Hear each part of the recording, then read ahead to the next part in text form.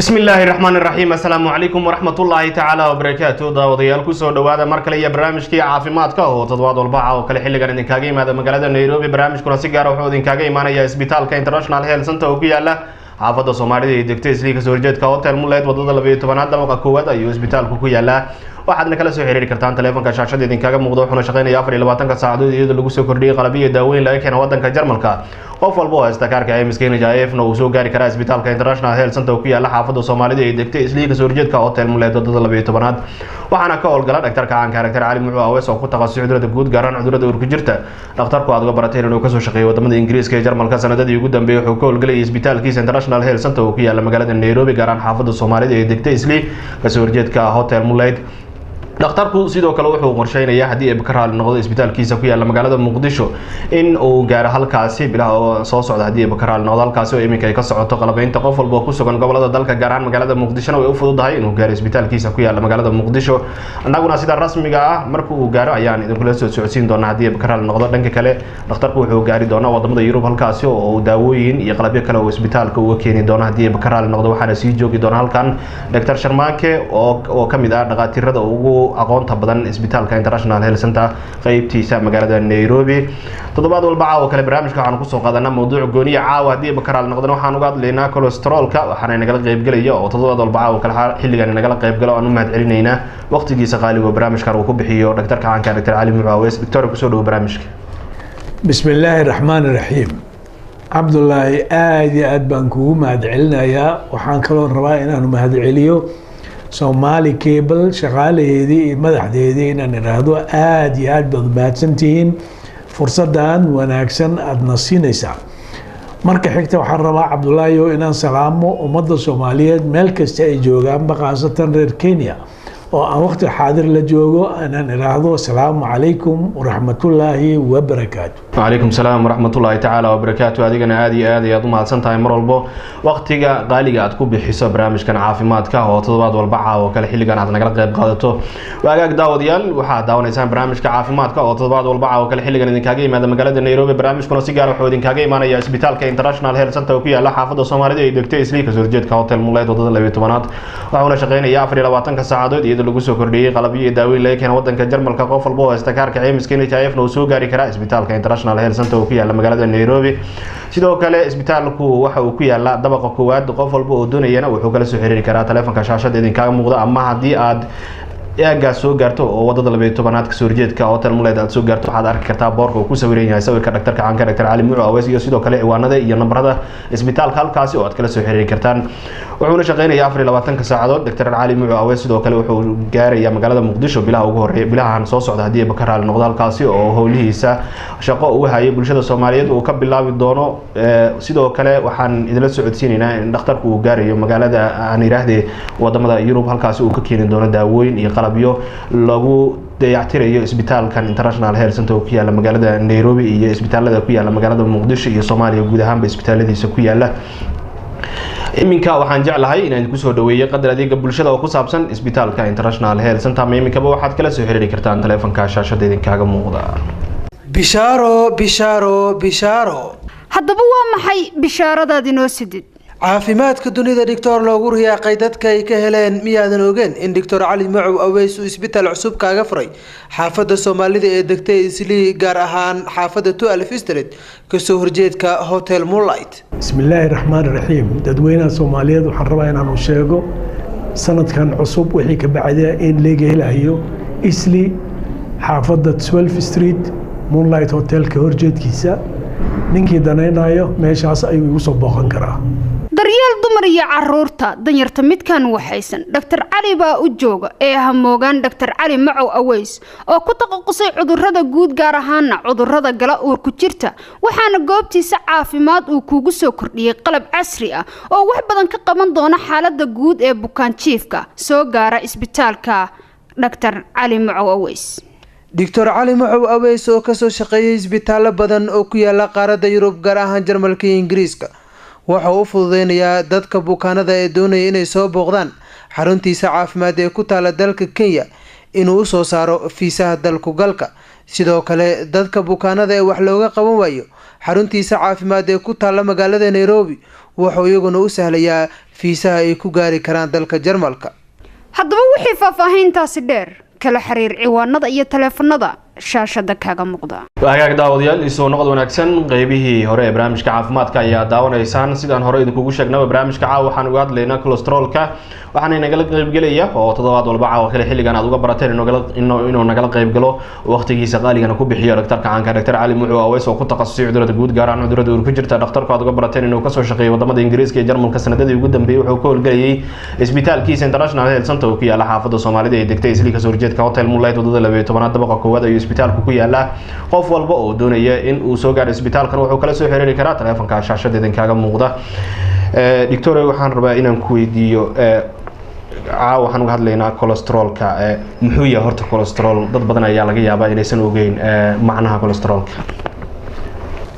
Cabdullaahi aad iyo aad baan kugu mahadcelinayaa soo dhaweynta aad isoo dhaweynayso markii aan dib u noqdo su'aashaada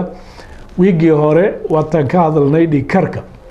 marka wiigana waxaan rabnaa cholesterolka waxa la yiraahdo inaan ka hadalno dhiigkarka iyo cholesterolka iyo sokorta waxa la yiraahdo ama macaanka loo yaqaan way is wadaan oo saaxiib weeyaan way wada shaqeeyaan dadka adiga cudurka midba midka kale ayuu kaashanaya marka hadda caawa markaan cholesterolka aan iraahdo cholesterolka waxa weeyaan horta waa subagaas oo la-aantiisana qofka bini aadamka aan noolaan karin. Cabdullaahi waxaad arkaysaa waxa la yiraahdo cholesterol wuxuu ka dhisan yahay waa subag wuxuu ka dhisan yahay 18 buu ka dhisan yahay. qofka bini aadamka ama dumarka ama ragga hormoonka ee lagu dhala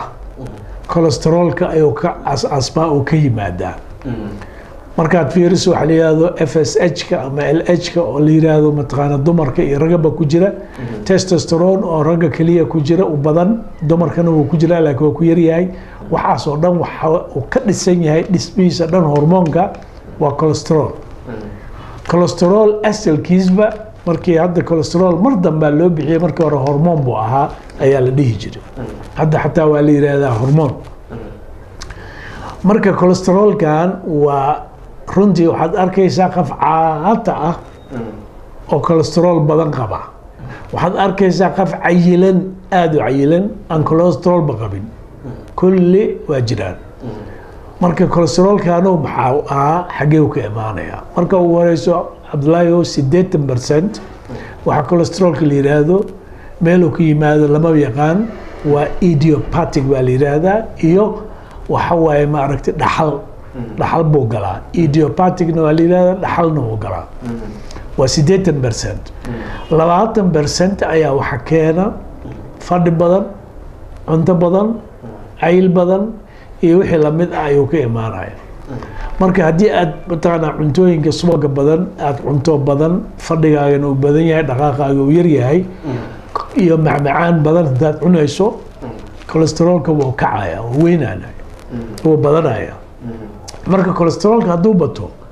dhibka uu keenayo muxuu yahay cholesterolka dhibka uu keenayo waxa waaye xididkii oo dhiigga marayay ayaa xarkagaya wuu yaraanaya xididkuu fariisanaya waxa kale haddaanan kuu sheegin weliba waxaas waxa la yidhahdaa calc ayaa la yidhahdaa calc arteriosclerose ayaa qafqalaadka lagu yidhaahdaa dhagxaan buu ka samaynayaa xididkiiba oo dhagxaynaya marka runtii markaad fiiriso haddii aan si fudud qofka ee sunninka Soomaaliga aan ugu micneeyo tuubada bambada haddii aad isticmaasho marka dambe dhagxaan baa ka dhalanaysa tuubada afkeed waa saas haddaad u fiiriso haddii biyahaas la nadiifiyo oo dhagxaantaas laga nadiifiyo ma naqanayo Yurub baa laga sameeyaa waxaas annaga hadda ma samayno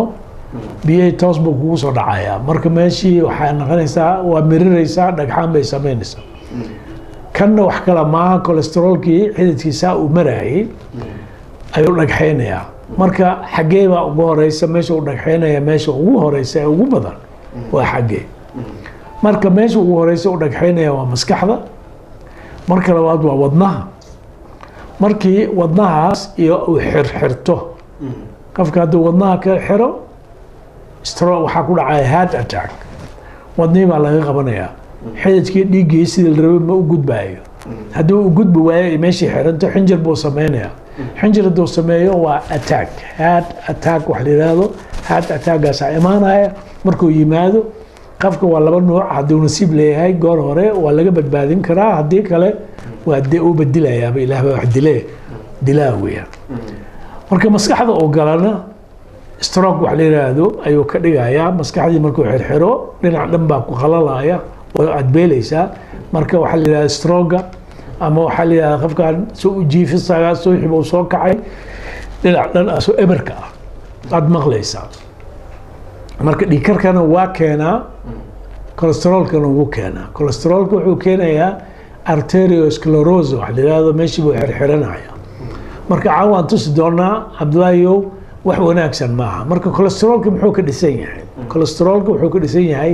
4 nooc buu ka dhisan yahay cabdulaahiyow horta ka la yidhaahdo cholesteroolka oo ilaa 200 inuu gaaro laga rabo hadduu ka batana uu xun yahay hadduu aada ugu yar yahayna uu xun yahay marka xigta waxaa jira wax la yidhahdo low density lipoprotein wax la yidhaahdo low density lipoprotein waxaa loo baahan yahay mar kasta inuu hooseeyo oona saraynin marka waxaa jira mid kaloo la yidhaahdo high density bal fiiri high density lipoprotein waa kan sareeya high low densityna waxa waa kan lowga loo baahan yahay midna waa inuu hoos ahaadaa midna waa inuu kor ahaadaa correlation baa jira marka hadduu kan kor yahay oo kan uu yar yahay adiga caafimaadkaaga 100% waay laakiin kan lowga hadduu bato hayga uu yaraado wadnahaaga dhibaataa gaaraysa oo kugu socota dhibaataa kugu socota oo jirkaaga baabi'inaya marka sida ugu dhaqsaa badan waa in lagaa qabtaa haddii dhakhtarka uu garanayo oo cudurka garan karo oo yaqaan markiiba daawuu kaasinaya uu og yahay sida looga hortago ama sidii loo baabi'in lahaa looga qaban lahaa marka saddexdaas ka bacdi waxaa imaanaya mid kaloo la yidhaahdo triglyceride siday sheegayso 3 bay leeyihiin waa 3 wuxuu ka dhisan yahay isaga dhanba 3 buu ka dhisan yahay 3 baa isqabanaya markuu isqabto ayaa dhibaatada markaasay imaanaysaa marka triglyceridaha inuu bato lama rabo hadduu bato cilad baa ku imaanaysa jirka xanuun baa ku imaanaya murqa xanuun baa ku imaanaya iyo wax la mid ah haddii laakiin weliba macaankaaga haddii cunitaanka macaankaaga uu badan yahay ayaa triglyceridka u bataa laakiin kuwa kale ama waa dhaxal aan sheegay kuwii idiopathic oo dhaxalka ku jira ama 20% oo cuntooyinka aan la cunayo iyo hurdada badan iyo jiifka badan aan la dhaqaaqayn uu ka imaanaya marka ma jiraan dad aan cuntada ama fadhiga oo kale ama sidaad sheegtay dhaxalka aan uga imaan oo da ahaan oo ugu dhici karo ma jiraan cabdulaahi aad iyo aad baan kugu mahad celinayaa da ahaan waa kugu dhici karaa goormo kugu dhacaya markaad cayisho oo fadhigaaga bato markaasuu kugu dhacaya weliba dhibaatada kale uu keenaya cabdulaahi wuxuu keenayaa jilbihii inay ku xanuunaan wuxuu keenayaa kalagoysida inay ku xanuunaan wuxuu keenayaa lugahaagii maata kalagoysida inuu dhagxaanka geliyo adiga meesha oo dhan xididkii baa xirxirmaya dhibaato kasii badan weliba lafahu kaa gelin karaa adiga lama sheegi karo cholesteroolka wax wanaagsan maaha aad iyo aad umahadsan tahay weli waxaad daawanaysaan barnaamijka caafimaadka oo toddobaad walba oo kale xilligan idinkaaga yimaada magaalada Nairobi qaybahan oo kale markaan soo gaarno waxaan idin daawadsiinaa muuqaal oo dhakhtarku inoo soo diyaariyay oo ku saabsan hadba waqtiga mawduucan ka hadlayno caawana aan ka hadlaynana cholesteroolka dhakhtarku wuxuu inoo soo diyaariyay muuqaal kooban oo idinkugu sharaxayo dhibaatada uu leeyahay iyo sida looga hortagi karo cholesteroolka daawasho wanaagsan cabdulaahi aad iyo aad baan kugu mahad celinayaa waxaad arkaysaa hadda halkaas wadnahaas u garaacayo waad arkaysaa cholesteroolka waxaa la yidhaahdo wax wanaagsan maaha kaas waa beerkii kaas waa wadnihii hadkaas waad arkaysaa marka hadda waxaan rabnaa inaan tusno horta cholesteroolka wuxuu yahay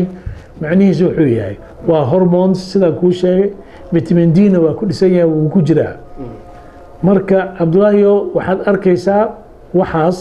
waa cholesteroolkii low density lipoprotein waa kan sheegay kanna high density lipoprotein kan waa inuu yaraadaa kaasna waa inuu bataa marka lowgaas hadduu kugu bato waa markuu dhibaatada ku gaarsiinayo waxaad aad arkayso waa cholesterolkii oo gelaya jidhka gelaya kaasna waa dhiiggii low density lipoproteinka aan sheegay oo aan hadayti sheegayay dhiiggii waad arkayso cholesterolkii waa kan cabdulaahiyow xididahaasuu qabsanayaa bal saasuu qabsanayaa markuu meeshaas qabsado bal waxaa dhacaya hadda fiiri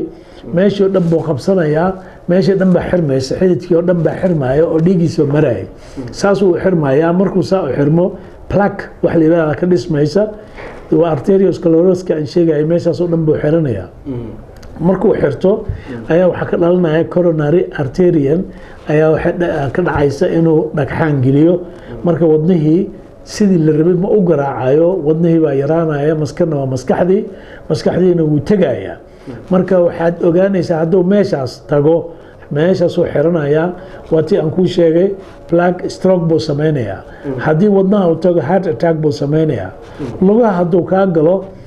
geedkaas high density lowga lugaha hadduu galo lugihii baa la goynaya waa la jaraya maxaa dhacay dhe high densityga markuu balan yahay oo lipoproteinka ayaa aad iyo aad u fiican markuu fiicnaado halkaas fiiri wixii o dhan buu kala qaadayaa kaas markuu badan yahay kan kale waxaa laleeyahay edab maliida istaag xididkiina caadi ayuu u marayaa wixii la rabay sidii la rabay xididkii ayuu u marayaa cabdulaahiyo waxaad arkaysaa hadda clipka san kuu tusay wax cajiib waaye ilaahay amarkiis kaas hadduu bato dhibaata ku gaaraysa kan kale hadduu batana wax fiican baa uu noqonayaa marka xididkaas mar kasta in laga taxadara loo baahan yahay waxaad arkaysaa nin ma aragtay ku dhahaya aniga jim baan galay kan baan sameeyey cholesterol baa leegu sheegay ma kugu filna jim kaliya kuguma filna cholesterolka wuxuu rabaa si fiican in lasaga canaanto hadduu badan yahay maxaa dhacay dhe horta meeshuu ka yimid ma idiopathic baa mise waa kii dhaxasha mise waxaad cuntay cuntada cunaysuu ka imaana hadduu cuntada ay tahay waxaa la rabaa lifestyle baa layidhaha cuntada in layska ilaaliyo la bedelo sidii la rabi loo qaato haddii ay tahay tii ereditkana waxaa dawo la-aan ma suura galaysa abadiin waa inaad dawo qaadataa jim kasta aad gasho bixi maayo haddii uu yahay kii cuntada kuu keenayna haddii aad jimkaas aad gasho waa wax fiican wa aad iyo aad mahadsan tahay sida wanaagsan aad noogu sharaxday iyo muuqaalka kooban aad noo soo diyaarisay dad badanna waan rajaynayaa in waxyaabo badan ay ka faa'iideen weli waxaad daawanaysaan barnaamijka caafimaadka oo toddobaad walba oo kale xilligan idinkaaga yimaada magaalada Nairobi barnaamijkuna si gaar ah wuxuu idinkaaga imaanayaa International Health Center isbitaalka ku yaala magaalada Nairobi oo dhaqtarka caanka Dr. Cali Mucuu Aweys oo ka howlgala wuxuu ku yaala xaafadda Soomaalida ee degtay isla kasoo horjeedka Hotel Moonlight wadada 12 dabaqa koowaad ee isbitaalka ku yaala waxaad sidoo kale aad ka arki kartaan boorka uu ku sawiran yahay sawirka dhaqtarka caanka Dr. Cali Mucuu Aweys iyo nambarada halkaas oo aad kala soo xiriiri kartaan ama imika waxaad kala soo xiriiri kartaan telefoonka shaashada idinkaga muuqda isbitaalku wuxuu shaqeynayaa 24 saacadood iyadoo lagu soo kordhiyay qalab iyo daawooyin laga keenay wadanka Jarmalka qof walba oo haysta kaarka caymiska NHIF uu soo gaari karaa isbitaalka International Health Center oo ku yaala magaalada Nairobi gaar ahaan xaafadda Soomaalida ee degtay isla kasoo horjeedka Hotel Moonlight sidoo kale dhaqtarku wuxuu qorsheynayaa bilaha ugu horeeya hadii bakaraal noqdo inuu gaaro isbitaalkiisa ku yaal magaalada Muqdisho halkaas oo iminka ay ka socoto qalabaynta qof walba ku sugan gobolada dalka gaar ahaan magaalada Muqdisho way u fududahay inuu soo gaaro isbitaalkiisa ku yaal magaalada Muqdisho annaguna sida ugu dhaqsiyaha badan hadii bakaraal noqdo ay idin soo socodsiin doona waqtiga oo rasmiga oo dhaqtarku uu taga magaalada Muqdisho qaybihii ugu horeeyay barnaamijka hadii ay ku dhaaftay oo iminka aad nagu soo biirtay waxaan uga hadlaynaa cholesterolka balse intaan barnaamijka aan sii wadin waxaan jeclahay in iminka idinku soo dhaweeyay qadar adeega bulshada oo ku saabsan isbitaalka International Health Center ama iminka waxaad kala soo xiriiri kartaan telefoonka shaashada idinkaga muuqda bishaaro haddaba waa maxay bishaaradaad inoo sidid caafimaadka dunida Dr. loogu riyaaqay dadka ay ka heleen miyaadan ogeen in Dr. Cali Mucuu Aweys uu isbitaal cusub kaaga furay xaafadda Soomaalida ee degtay Islii gaar ahaan xaafadda 12 Street kasoo horjeedka Hotel Moonlight bismillaahi raxmaani raxiim dadweynaha Soomaaliyeed waxaan rabaa inaan u sheego sanadkan cusub wixii ka bacday in laga helayo Islii xaafadda 12 Street Moonlight Hotel ka horjeedkiisa ninkii danaynayo meeshaas ayuu igu soo booqan karaa daryeel dumar iyo caruurta danyarta midkan waxaysan Dr. Cali baa u jooga ee hamoogan Dr. Cali Mucuu Aweys oo ku taqasusay cudurrada guud gaar ahaan cudurrada gala uur ku jirta waxaana goobtiisa caafimaad uu kugu soo kordhiyay qalab casri ah oo wax badan ka qaban doona xaaladda guud ee bukaan jiifka soo gaara isbitaalka Dr. Cali Mucuu Aweys Dr. Cali Mucuu Aweys oo ka soo shaqeeyay isbitaalo badan oo ku yaala qaaradda Yurub gaar ahaan Jarmalka iyo Ingiriiska waxa uu fududeynayaa dadka bukaanada ee doonaya inay soo booqdaan xaruntiisa caafimaad ee ku taala dalka Kenya inuu soo saaro fiisaha dalku galka. sidoo kale dadka bukaanada ee wax looga qaban waayo xaruntiisa caafimaad ee ku taala magaalada Nairobi wuxuu iyaguna u sahlayaa fiisaha ay ku gaari karaan dalka Jarmalka.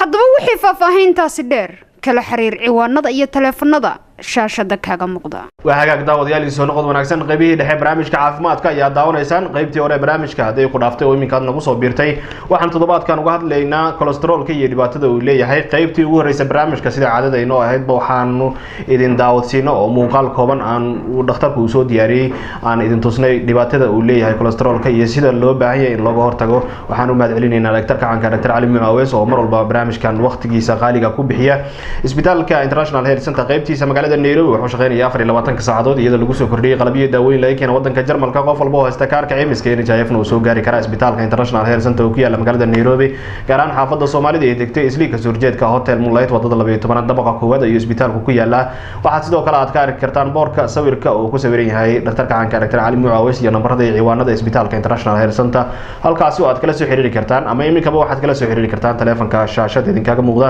dhakhtarku sidoo kale wuxuu qorsheynayaa bilahan ugu horeeya hadii ay bukaan noqdo inuu gaaro isbitaalkiisa ku yaala magaalada Muqdisho halkaas oo iminka ay ka socoto qalabeynta qof walba ku sugan gobolada dalka gaar ahaan magaalada Muqdisho oo ay u fududahay inuu gaaro isbitaalkiisa ku yaala magaalada Muqdisho anaguna sida ugu dhaqsiyaha badan ayaan idin la soo socodsiin doonaa hadii bukaan noqdo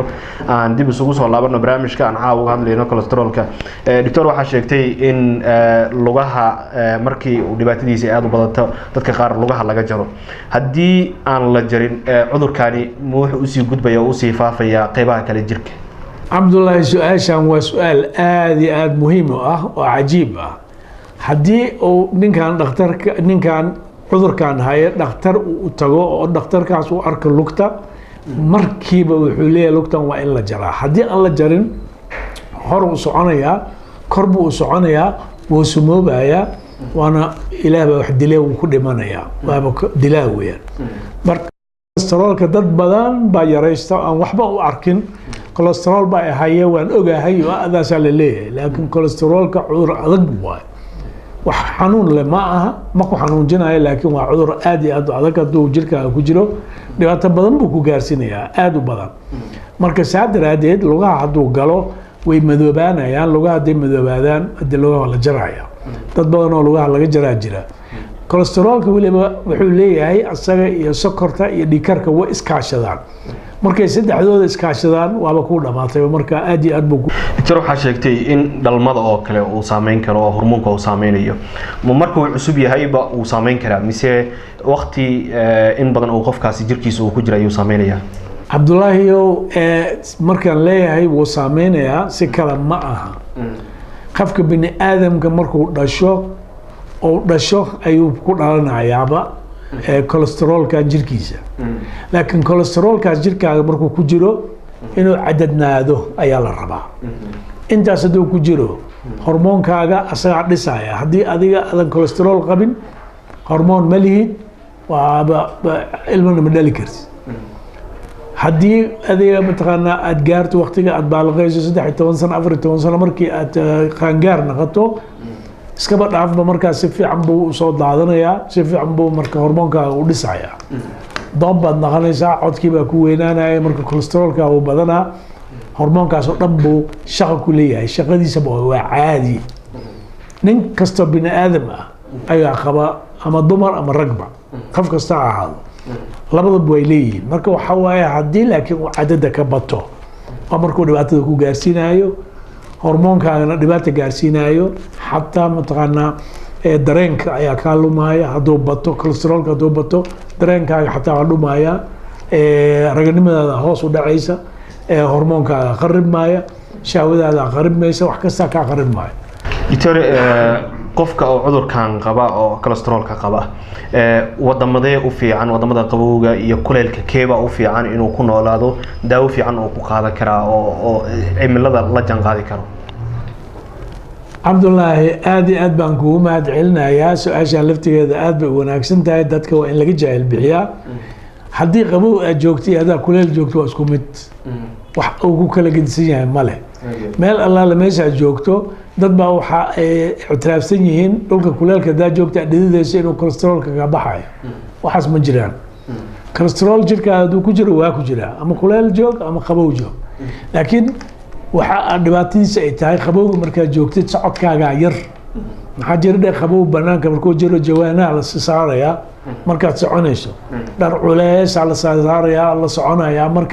markasta ma soconaysid waxaa raadsanaysaa meel kuleel ah gurigaaga markaad joogta ka bixi maysid kuleel baa la daaranayaa marka meeshaasay ta isku ilaa marka ma soconaysid socodkaas yar 3 bilood ama 4 bilood oo qabowga jiro ayaa ugu daran mar ninka cholesterolka qabow ku badanaya hadduu socodkiisa uu yar yahay laakiin gaaladan qabow ha jiro ama uu jirin dhar buu gashanaya xoog badan buu soconaya doctor maadaama dumarkayna intooda badan ay u badan yihiin markay uur leeyihiin oo kale inay guriga iska joogaan qofkaas guriga joogo cudurkan muu fudud yahay inuu ku dhaco cabdullaahi su-aashan lafteeda su-aal aada u fiican hadda horta uurka ma keenayo fadhiga hadday badsatana ma keenayo laakiin fadhiga hadday badsato qofka uurka leh waxaa uu imaanaya in kaadida ay brotein soo daadiso sokor ay daadiso oo dhikar u yimaado marka waad arkaysaa haddii ay qofkan fadhigiisa u bato sokor baa imaanaya dhikar baa imaanaya cholesterol ma dheera waa kugu soo daba jiraa marka way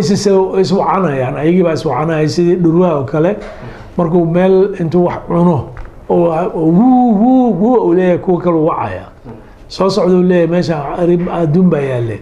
saasoo kale waaye wax kale ma jirkaaga gudihiisa lagu dagaalamaya cholesterol la-aanta oo kale qofka hadduu cholesterolku ka dhamaado ma noolaan karaa cabdullaahi su-aashan lafteeda waa su-aal aad iyo aada u fiican ma noolaan karo cholesterol hadduu jirin qofka wuu isbedelayaa marka ugu horeyso fikir ma fikiri karo ma hadli karo maskaxdii baa shuuqaysa maskaxda waxa uu ka dhisan yahay aad iyo aad cholesterolkaas uu ka dhisan yahay jirkaaga dhan cholesterol la-aan maba socon karaba wax suuragalaya maaha haddiiba cholesterol la-aan aad naqato maba dhalin kartid ba caadi ku dhalan maysid waaba dhimanaysaa doctor haddii xididka uu qarxo oo qofkan dhiig uu ku furo xididka ma la badbaadin karaa qofkaasi cabdullaahi su-aashan lafteeda aad iyo aad bay muhiim u tahay waa la badbaadin karaa waxay ku xiran tahay meesha uu ka dhaco hadduu wadnaha yahay ama maskaxda ay tahay sida lagu badbaadiyaa way adagta laakiin hadday lugta tahay iyo meelo lamid ah waa laga badbaadi karaa calooshaas dhexdeed waxaa jira wax layihahda aorta oo halkaas mara kaasu laftiisa haddii uu wax gaaro oo saasoo kale uu u dhagaxoobo oo u qarxo waxaa intii laga furayo caloosha la furayo ee laga diyaarinayo socotay goor hore ku dhamaato aada u mahadsantahay waqtiga qaaliga ugu dambeyntii cudurkan sidee loo daaweyn karaa dadka sidee ku ogaan karaan marka hore cudurkan dhibaatadiisa iyo waan kasoo sheekeynay iyo maxaa la dhahaa dhibaatada badan uu leeyahay marka sidee loo daaweyn karaa oo taladaada ugu dambeysa aad bulshada soomaaliyeed aada u gudbi lahayd cabdullaahi aada iyo aad baan kugu mahad celinayaa horta su-aashaada aan ka jawaabayaa waxaan waxawaaye dhiigaga la qaadayaa dhiiga haddii lagaa qaado adigoo afkaaga qaba aadan waxba soo cunin baa la qaadayaa ayaa ugu fiican haddii kale 4 saacadood haddaadan wax cunin waa la qaadi karaa markii lagaa qaado waa la ogaanayaa ma kugu badan yahay mise waa kugu yaryahay mise caadi baa tahay hadda caadi haddaa tahay caadi hataa lagu leeyahay bale waxba sameyn ma u baahni hadduu badan yahay waxaa lagu leeyahay cholesterolkaa kugu badan daawaa lagu siinaya haddaada dhigkar qabin oo sokor qabin oo cholesterolka uu badan yahay daawaa lagu siinayaa amaan baad helaysaa haddii laakiin waxa keliya lagu ogaan karo waa kaas waana la daweyn karaa ilaah baa dawa leh dawuu leeyahay kaas waa kaas marka xigta waxaan rabaa ummadda soomaaliyeed meel kasta ay joogaanba waxaa la iska ilaalinayaa horta aan leeyahay iska ilaaliyo fadhi badan iyo cunto badan kaasaa la iska ilaaliyo iska jira fadhiga badan cuntada badan dhibaatay keenaysaa xanuun badan buu keenayaa sokor buu keenayaa dhikar buu keenayaa cholesterol buu keenayaa calooshii baa weynaanaysa adigii baa buuranaya waad marka fadhiga badan waa laga fiican yahay maalin walba waa in la isku dayaa nus saac ama 1 saac in la socdo markaas dhibaatadaas waa laga badbaadaya marka waxaan leeyahay ummadda soomaaliyeed meel kasta ay joogaanba ama cholesterol ha ahaado ama wadnaha laga haysto ama dhikar qab ama sokor qab ama caloosha laga hayo ama sambaba laga hayo ama madaxa laga hayo meel kastoo laga hayo ama murqaha ama lafaha caafimaadka ha lagu dadaalo dhakhtar waa in loo tagaal baaritaan la galaa aan laga jixin baaritaanka waan ogahay soomaaliya baaritaan ma jecla cabdullaahiyow soomaaliya waxay jeceshahay ninkan inuu yidhaahdo kaniinkaasaan ku bogsada adigana qaado. marka soomaali waxawaaye ayagaa wada dhakhaatiir ah, ayagaa wada og, wax walba og. marka wixii la dhihi jiray ee soomaalida weligeed dhihi jirtay ninka boqol u talisa waxaas waa laga baxay. ma jiro boqol ma ku talin karto, haddii boqol tala aad dhegaysatid waa dhimanaysaa, ilaah baa wax dila. marka ha dhegaysanin, u tag dhakhtar kala xiriir oo kala sheekayso waxa ku haysta. laakiin qofkaan hadduu ku yidhahdo warkaa cun iyo kan cun iyo kan cun, ha yeelin. daawooyinkana waa sun, ha liska ilaaliyo. aad iyo aad umahadsantaa waqtiga qaaliga. waan rajeynayaa taladaasi wanaagsan in dad badan oo barnaamijkan daawanaya ay waxyaabo badan ay ka faa'iideen. guud ahaan daawadayaal intaas ayaanu kusoo gabagabeynaynaa barnaamijkii caafimaadka oo toddobaadkan uga hadlaynay kolestaroolka iyo dhibaatada uu leeyahay. qaybtii ugu horeysa barnaamijka waxaanu kusoo bandhignay sida caadadayna oo ahaydba muuqaal kooban oo dhakhtarku inoo soo diyaariyey oo uu ku sharaxay dhibaatada uu leeyahay kolestaroolka. dhankii farsamada iyo kaamiradu waxay ahaayeen cali maxamed abuukar iyo cabdulaahi jaamac. dhanka talasiintuna wuxuu ahaa dhaktarka caanka Dr. Cali Mucu Aweys. anigoo Cabdullaahi Axmed Cali idinla socodsiinay. sidoo kalena barnaamijku wuxuu idinkaga imaanaya isbitaalka International Health Center oo ku yaala magaalada Nairobi, gaar ahaan xaafadda Soomaalida ee degtay Islii, kasoo horjeedka Hotel Moonlight wadada 12aad. wuxuuna shaqeynayaa 24 saacadood iyadoo lagu soo kordhiyay qalab iyo daawooyin laga keenay wadanka Jarmalka. qof walba oo haysta kaarka caymiska NHIF-na uu soo gaari karaa isbitaalka International Health Center oo ku yaala magaalada Nairobi, gaar ahaan xaafadda Soomaalida ee degtay Islii, kasoo horjeedka Hotel Moonlight wadada 12aad dabaqa koowaad ee isbitaalku ku yaala. waxaadna sidoo kale aad arki kartaan boorka uu ku sawiran yahay sawirka dhaktarka caanka Dr. Cali Mucu Aweys iyo sidoo kale nambarada isbitaalka iyo ciwaanada halkaas oo aad kala soo xiriiri kartaan, ama imikaba waxaad kala soo xiriiri kartaan telefoonka shaashada idinkaga muuqda. sidoo kale dhakhtarku wuxuu gaarayaa bilahan ugu horeeya haddii ay bakaraal noqdo isbitaalkiisa ku yaala magaalada Muqdisho, halkaas oo iminka ay ka socoto qalabeynta. iyo sidoo kale qof walba oo ku sugan gobolada dalka gaar ahaan magaalada Muqdisho way u fududahay inuu gaaro isbitaalkiisa ku yaala magaalada Muqdisho. annaguna sida ugu dhaqsiyaha badan ayaan idinla soo socodsiin doonaa haddii ay bakaraal noqdo. dib intaan u kulmi doono barnaamijkan lamida inta ka horeysa waxaan idin leenahay nabadgelyo, kuna soo dhawaada qadar adeega bulshada oo ku saabsan isbitaalka International Health Center. bishaaro bishaaro bishaaro.